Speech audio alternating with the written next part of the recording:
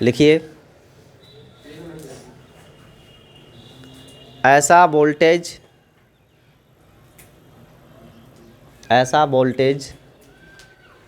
जिसकी दिशा और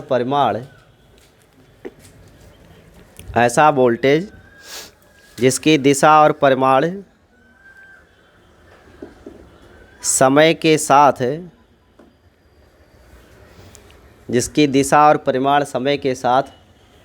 बदलते हैं तथा एक निश्चित समय के बाद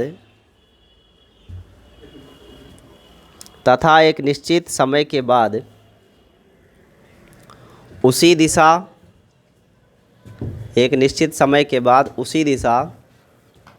और उसी परिमाण के साथ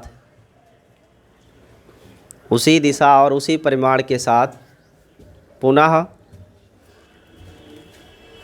प्राप्त हो जाते हैं। उसी दिशा तथा उसी परिमाण के साथ प्राप्त हो जाते हैं,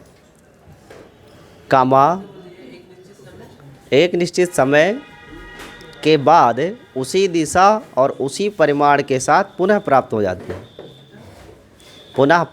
जाते हैं, प्रत्यावर्ती वोल्टेज कहलाता है। प्रत्यावर्ती वोल्टेज कहलाता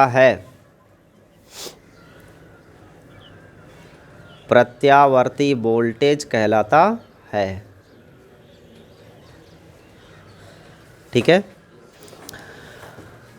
देखो इसका दिशा और परिमाण तो बदलेगा, दिशा और परिमाण दोनों क्या है, बदलना है, लेकिन एक निश्चित समय के लिए बदलेगा, फिर उसी आवृत्ति यानी उसी दिशा और उसी परिमाण के साथ पुनः हमें प्राप्त भी हो जाएगा। जैसे आप फैराडे ने हम सबको बताया था और उन्हीं से प्रेरित होकर हम लोग जानते हैं कि जो फ्लक्स फाई होता है वो होता है BA cos थीटा। इसका जब डिफरेंशियल करते हैं तो E बराबर आता है NBA ओमेगा और इनटू साइन ओमेगा टी।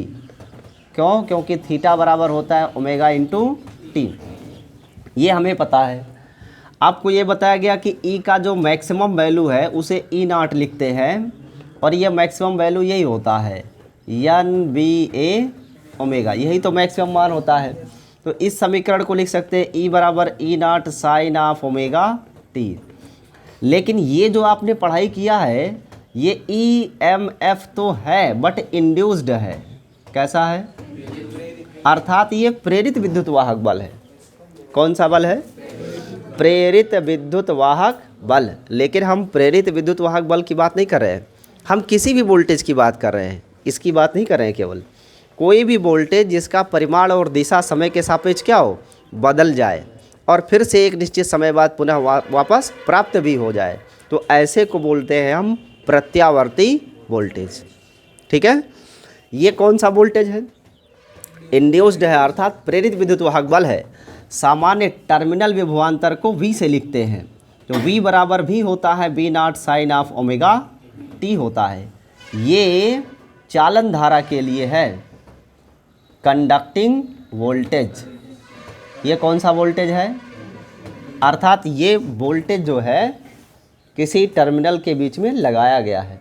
ठीक है, और ये क्या है? किसी कुंडली में प्रेरित है। तो हम यहाँ प्रेरित को नहीं पढ़ने जा रहे हैं, हम किसको पढ़ने जा रहे हैं? आरोपित वोल्टेज को, जो वोल्टेज हमने लगाया है।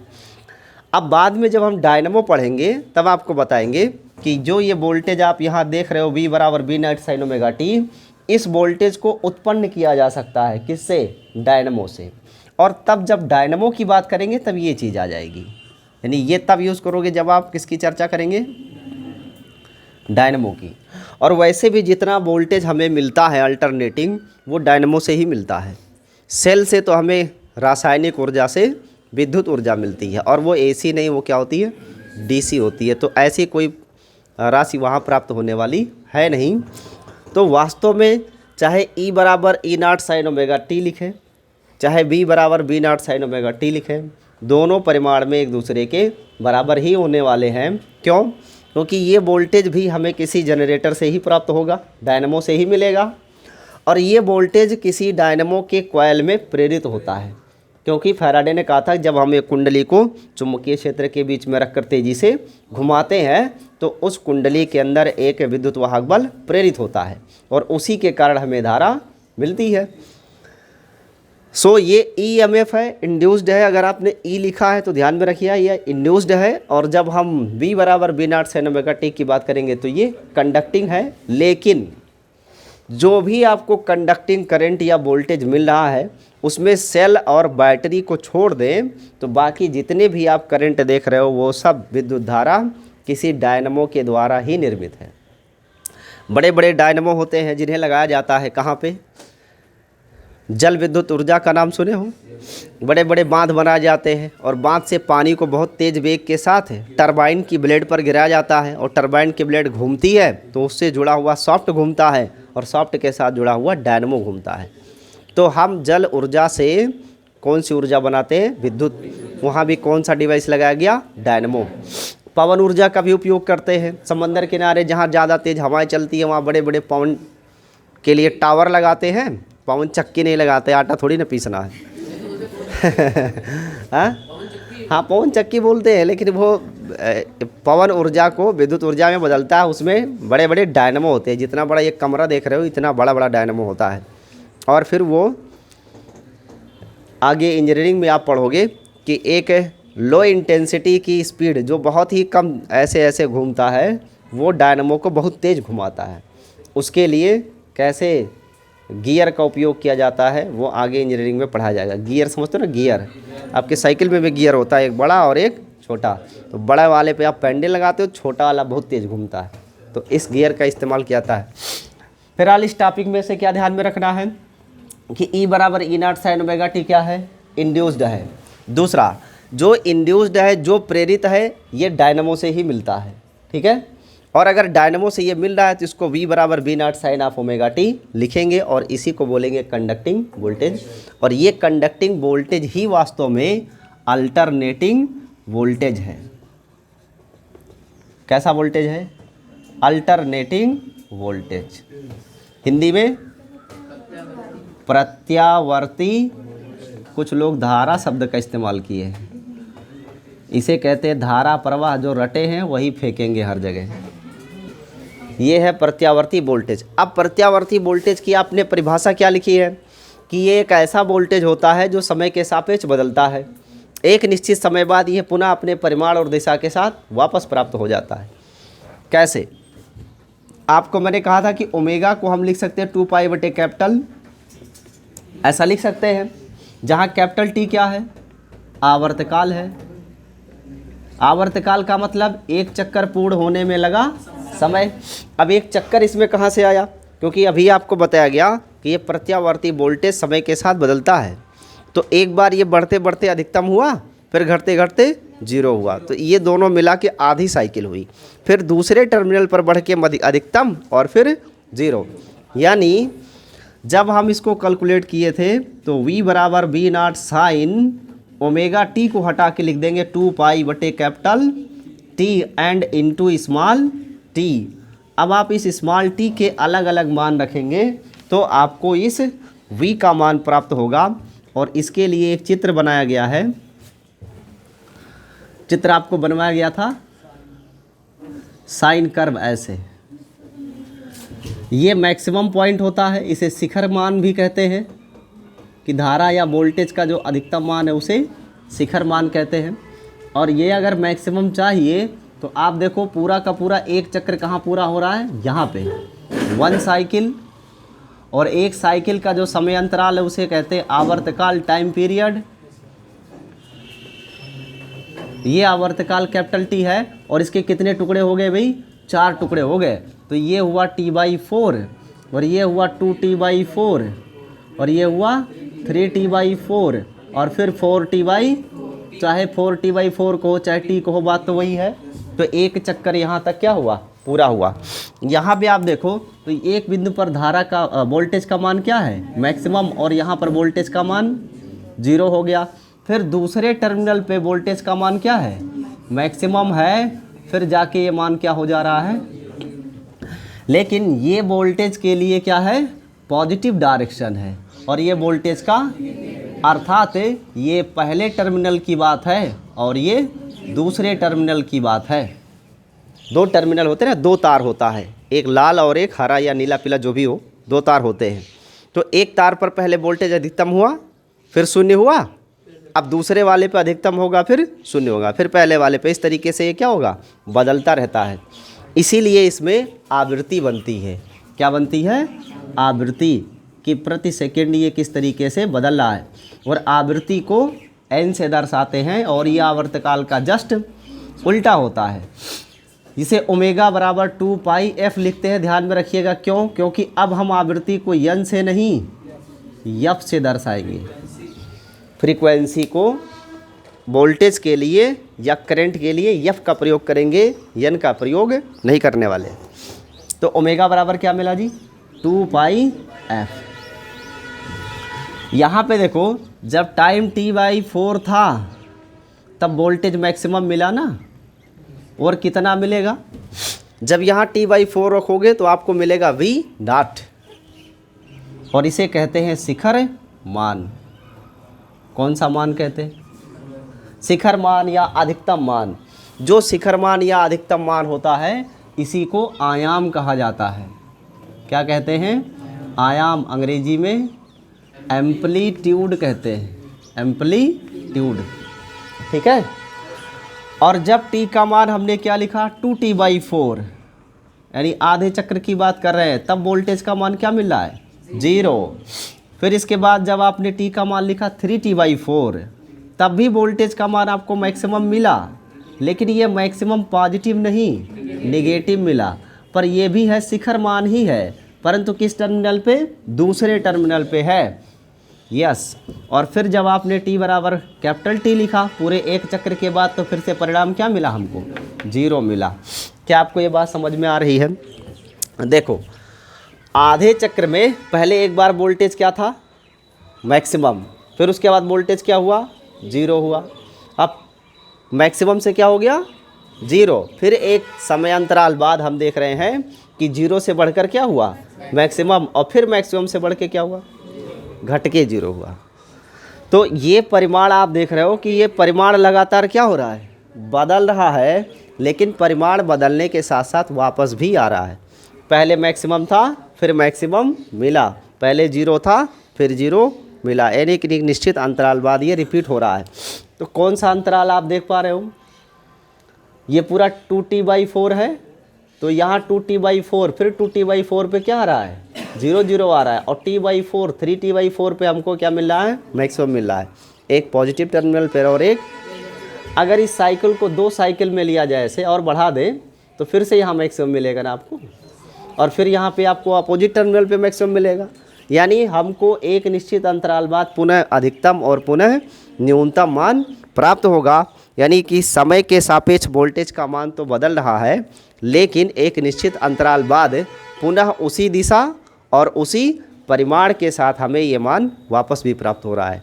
इसलिए इस वोल्टेज का नाम क्या है, प्रत्यावर्ती वोल्टेज। दैट्स इट, बस इतना ही है, नोट कर लीजिए। इस पर चर्चा पहले भी कर चुके हैं।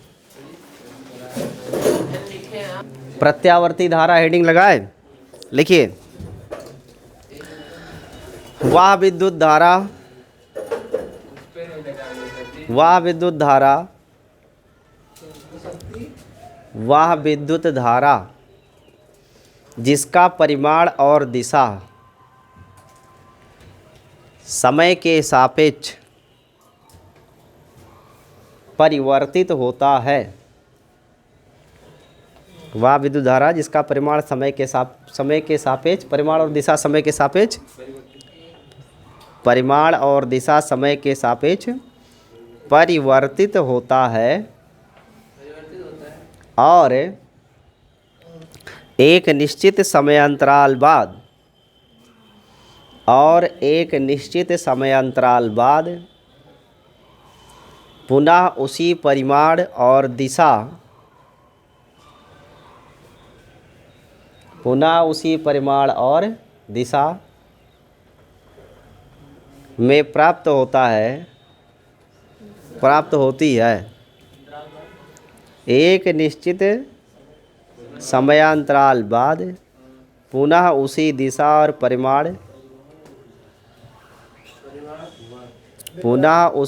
और परिमाण में प्राप्त होती है, कामा प्रत्यावर्ती धारा कहलाती है। प्रत्यावर्ती धारा कहलाती है। प्रत्यावर्ती धारा कहलाती है। ठीक है, तो ये भी वोल्टेज जैसा ही है, इसका परिमाण और दिशा समय के सापेक्ष बदलेगा, लेकिन एक निश्चित अंतराल बाद पुनः उतना ही परिमाण और पुनः उसी दिशा में आपको ये धारा प्राप्त हो जाएगी।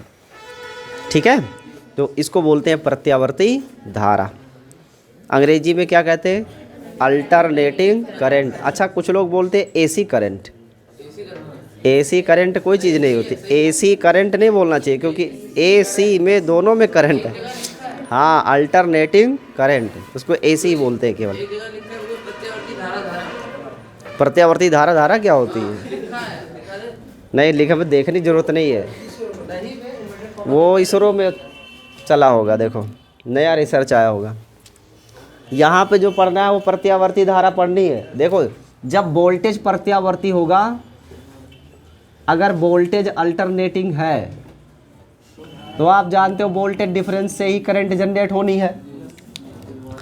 तो अगर वोल्टेज V बराबर V naught sine of omega t alternating है, परिवर्ती है, यानी AB मतलब अल्टरनेटिंग वोल्टेज, तो करंट भी क्या होगा? अल्टरनेटिंग ही होगा, और उसका भी परिमाण I बराबर I naught sine of omega T ही मिलेगा। इसे बोलते AC यानी अल्टरनेटिंग करंट, इसे बोलते अल्टरनेटिंग।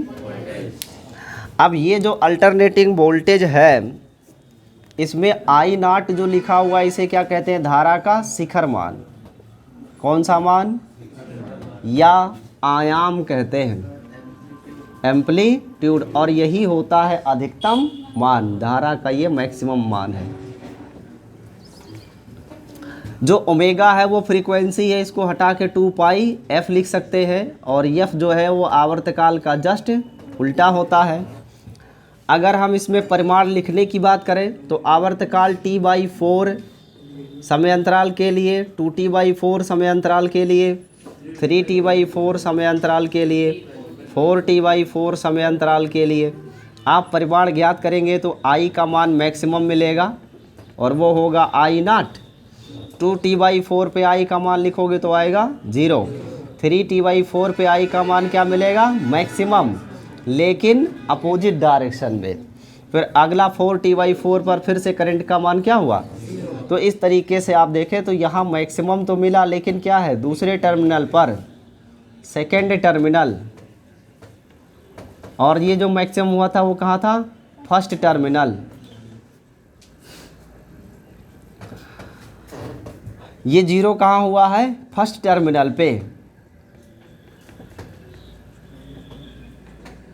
और ये 0 कहाँ हुआ है? सेकेंड टर्मिनल पर। तो एक ही टर्मिनल पर धारा कभी अधिकतम और कभी शून्य हो जाती है। फिर एक चक्र जब पूरा होगा तो अगला चक्र शुरू होगा, 5T/4, 6T/4, ऐसे ही तो स्टार्ट करेंगे हैं। तो यहाँ पे हमको मैक्सिमम मान मिलेगा, पीक वैल्यू फिर से, ठीक है। फिर उसके बाद आपको I का मान 0 मिलेगा। यानी आप यहाँ देखें तो फर्स्ट टर्मिनल पर पुनः आपको धारा का मान अधिकतम और पुनः धारा का मान न्यूनतम मिल रहा है, वो भी कहाँ? फर्स्ट टर्मिनल पर ही। तो ये धारा पहले टर्मिनल पर जब अधिकतम थी, फिर इसका मान 0 हुआ, फिर इसके बाद पुनः एक निश्चित अंतराल बाद फिर से उसी टर्मिनल पर हमको धारा का मान अधिकतम मिल रहा है, और उसी टर्मिनल पर धारा का मान हमें 0 भी मिल रहा है। यानी पहले टर्मिनल पर पहले धारा अधिकतम थी, फिर न्यूनतम होके 0 हुई, फिर से यह धारा का मान पहले टर्मिनल पर ही क्या हुआ? अधिकतम, और फिर से हुआ 0। यानी जिस दिशा जिस परिमाण के साथ धारा पहले थी, उसी दिशा उसी परिमाण के साथ धारा हमको पुनः प्राप्त हो रही है। इसलिए इस धारा को बोलेंगे प्रत्यावर्ती धारा, अल्टरनेटिंग वोल्टेज, सॉरी करंट बोलेंगे। इसका ग्राफ बनाओगे तो वही साइन कर्व बनेगा, 1 साइकिल, 2 साइकिल, 3 साइकिल ऐसे बनते जाएंगे। ये टाइम है और ये करंट है। समय अंतराल यहाँ पे 0 लिया गया, टाइम t बराबर कैपिटल T/4, 1/4, यहाँ पे 2t/4, फिर 3t/4, 4t/4, 5t/4, 6t/4, 7t/4, 8t/4, ऐसे डाट डाट चलता जाएगा। यहाँ आपको मैक्सिमम करंट मिल रहा है, ये I0 मैक्सिमम है, इसे शिखर वैल्यू बोलते हैं या आयाम भी कहते हैं। यहाँ भी मैक्सिमम मिलेगा लेकिन निगेटिव डायरेक्शन में, और यहाँ जो मैक्सिमम मिला है वो, यानी ये पहले टर्मिनल की बात है और ये दूसरे टर्मिनल की बात है। पहले टर्मिनल पे जो धारा अधिकतम थी, फिर एक निश्चित समय अंतराल बाद हमको धारा पहले टर्मिनल पर अधिकतम मिल रही है कि नहीं, और दूसरे टर्मिनल पर जो धारा अधिकतम थी वो पुनः यहाँ पर आपको प्राप्त हो रही है अधिकतम ही, लेकिन अपोजिट डायरेक्शन यानी दूसरे वाले टर्मिनल पर। तो ऐसी धारा को प्रत्यावर्ती कहेंगे जो समय के साथ बदलती हो और पुनः दिशा और परिमाण दोनों बदलता है, लेकिन फिर एक अंतराल बाद दिशा और परिमाण में पुनः वापस प्राप्त हो जाती है। तो ये है प्रत्यावर्ती धारा। अब इसमें एक और बात सीखते हैं। एक चक्र के लिए, एक चक्र के लिए 1 साइकिल, ठीक है, एक चक्र के लिए अगर हम कहें कि औसत वोल्टेज का मान क्या है और औसत धारा का मान क्या है, तो औसत धारा और औसत वोल्टेज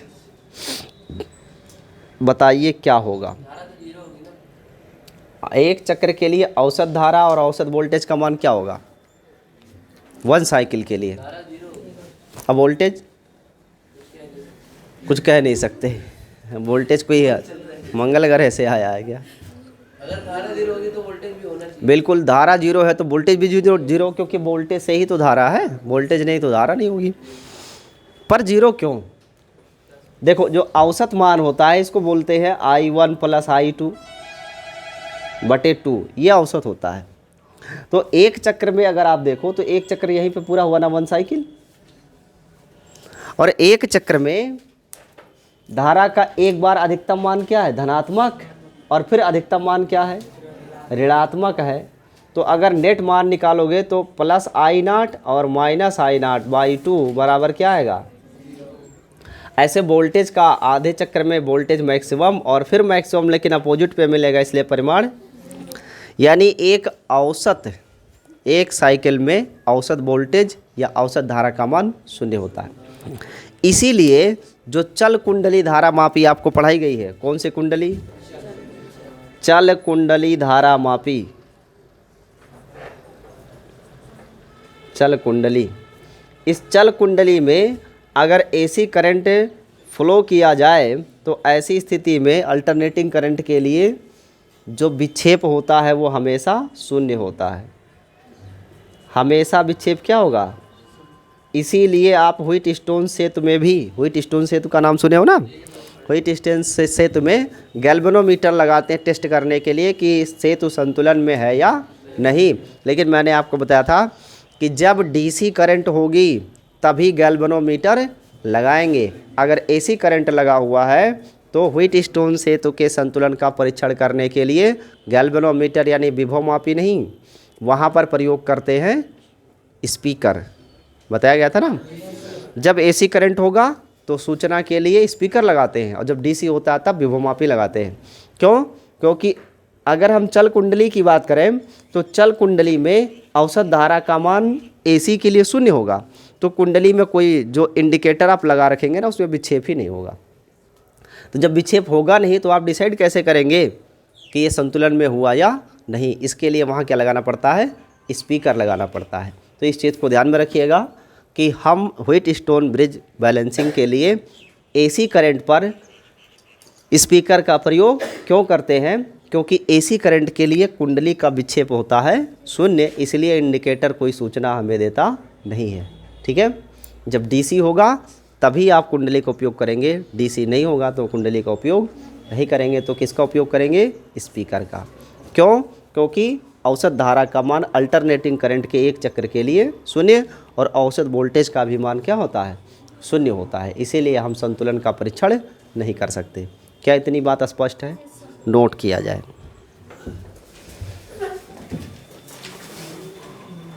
प्रत्यावर्ती धारा अथवा वोल्टेज का मान एक पूर्ण साइकिल के लिए प्रत्यावर्ती धारा अथवा वोल्टेज का मान 0 होता है। 0 होता है। अतः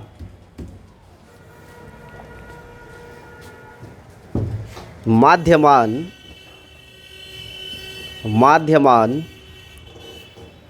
धारा के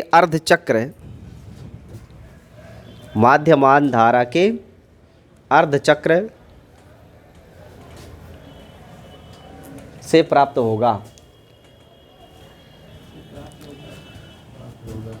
होगा। ये आधे चक्कर से सॉल्व करेंगे इसको।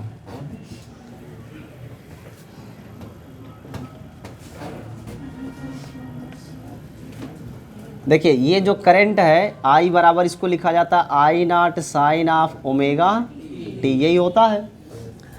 और आधे चक्र की बात करें तो ये आधा चक्र हुआ। तो पूरा अगर हम समय अंतराल देखें तो आवर्तकाल टी होगा यहाँ से यहाँ तक कंप्लीट। एक चक्र के लिए टी, आधे चक्र के लिए T/2, यहीं तक तो हुआ। तो ये आपको धारा का शिखर मान मिलेगा। परंतु ये तो किसी एक निश्चित समय पर है ना, परंतु प्रत्येक समय आप देखो जैसे जैसे समय बदल रहा है धारा का मान भी क्या है, बदल रहा है ना, अल्टरनेटिंग है, परिवर्ती हो रहा है। अगर हम औसत मान लिखते हैं, औसत मान, तो आप जानते हो औसत मान का क्या मतलब होता है, कुल मान बटे कुल संख्या। कुल मान बटे कुल संख्या, ये एक बीजगणितीय स्वरूप होता है एवरेज का। अब अगर हम धारा का औसत मान लिख रहे हैं तो धारा का कुल मान लिखेंगे ना। तो धारा का कुल मान कैसे मिलेगा, धारा तो I है और ये 0 मैक्सिमम मान है और टाइम t है। तो यहाँ जब टाइम रखा होगा कुछ तो धारा का मान रहा होगा कुछ, फिर जब समय का मान बदलेगा तो धारा का मान क्या है, बदल रहा है। ऐसे मान को ज्ञात करने के लिए कि इस पूरे आधे चक्र में कितना मान है, आप समाकलन का उपयोग करेंगे। किसका उपयोग करेंगे, समाकलन। और कहाँ से कहाँ तक की बात हो रही है, टाइम t बराबर 0 से लेकर के T/2 तक की बात हो रही है। तो 0 से लेकर के T/2 तक समाकलन करेंगे किसका, I का। और किसके सापेक्ष, समय के सापेक्ष, क्योंकि इस समय के सापेक्ष ही तो धारा बदल रही है। तब ये धारा का जो औसत मान है या माध्यमान, ये हो जाएगा integral from 0 to T/2 and I dt and whole is divided by the total time that is T/2। कुल समय से कुल धारा में भाग कर देंगे तो धारा का औसत मान मिल जाएगा। तो Im बराबर ये 2 अंश में हो जाएगा और बटे में मिलेगा सिर्फ t and from 0 to T/2। और I क्या है, I धारा है और धारा I बराबर क्या होता है, I naught sine omega t। तब क्या मिलेगा हमें, Im बराबर 2/t और इंटू 0 to T/2। और ये I को हटा के लिखेंगे I naught sine omega t और इंटू dt। यहाँ से चाहो तो बहुत कुछ बदल सकते हो आप। जैसे आपको पता है ओमेगा बराबर 2π/कैपिटल T होता है, तो हम चाहे तो इस T का मान हटा के क्या लिख सकते हैं, यहाँ से T हटा के लिख सकते हैं ω/2π, ऐसा भी तो लिख सकते हैं। गलत लिख दिया, 2π/ω लिखेंगे, 2π/ω ये भी लिख सकते हैं। तो Im बराबर लिखा जा सकता है 2π/ω from 0 to T/2 that is 2π/ω/2 और I naught sine of omega t into dt।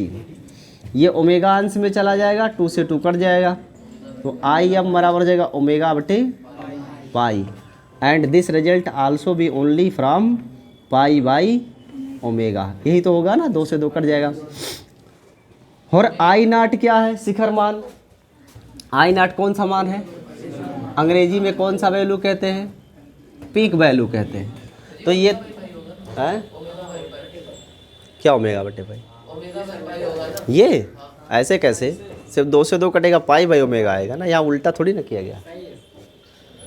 तो ये आई नॉट कांस्टेंट है, ये बाहर हो जाएगा, सिर्फ बचेगा क्या, sine of omega t d t. और एक फार्मूला याद रखिएगा खासकर बायोलॉजी वाले, साइन थीटा का समाकलन होता है minus cos theta.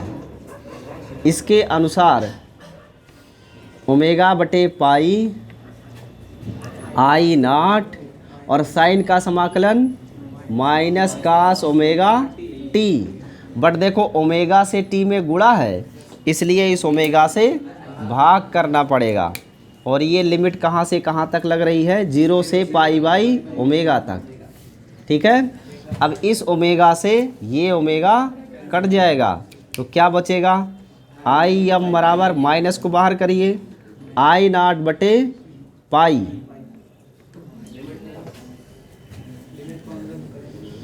Minus I not बटे पाई, और सिर्फ बचा क्या आप जी, cos omega T and from pi by omega.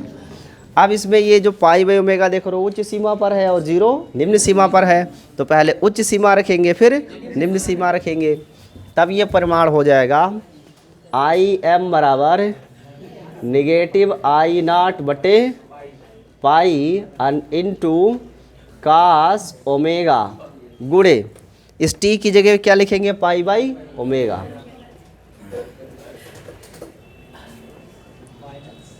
और माइनस कास ओमेगा इंटू 0, क्योंकि दूसरा मान क्या है, 0 है, तो ये 0 यहाँ रखा गया। जहाँ टी था वहाँ एक बारी हमने लिखा क्या, पाई बाई ओमेगा, और फिर दूसरी जगह टी की जगह क्या लिखा गया, 0। तो आई एम बराबर हो गया negative I naught by pi and into cos omega, and omega will be cancel out, so we have only pi, pi means 180 180, और माइनस ये हो गया कास 0।